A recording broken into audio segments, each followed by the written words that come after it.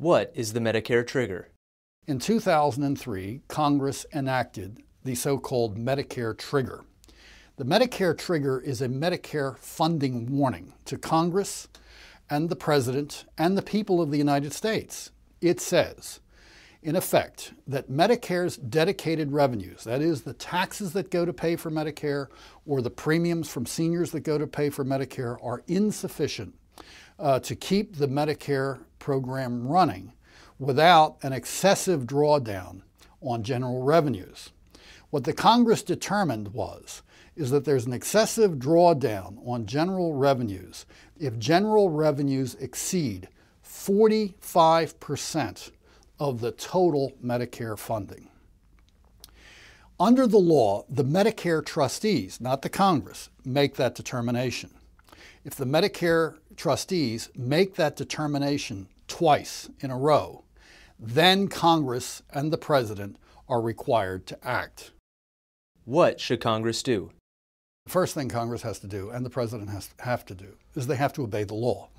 That is to say, they have to submit legislation that the Congress must consider this year in order to start to rectify the funding imbalance in the Medicare program. What we ought to do is change the way in which we subsidize Medicare to target more assistance to low-income seniors who need the most help and less assistance to upper-income seniors who need the least help.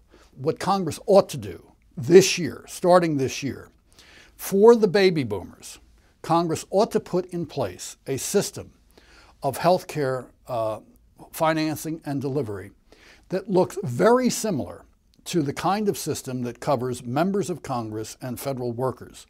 The Federal Employee Health Benefits Program is a superior system. It delivers high-quality care, and it has a very high level of patient satisfaction. It's funded entirely different from Medicare.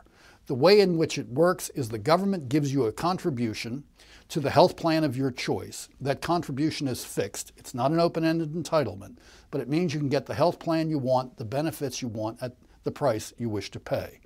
We should start to move the Medicare program toward that kind of system, and we should start to do it initially this year. That would be a major change in the Medicare program, and it would start to put the Medicare program back on the road to fiscal sanity.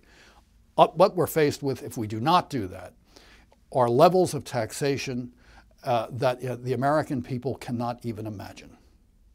Congress and the President should act to reduce Medicare costs, make Medicare more affordable for low-income seniors, and they should make Medicare benefits similar to the Federal Employee Health Benefits Program.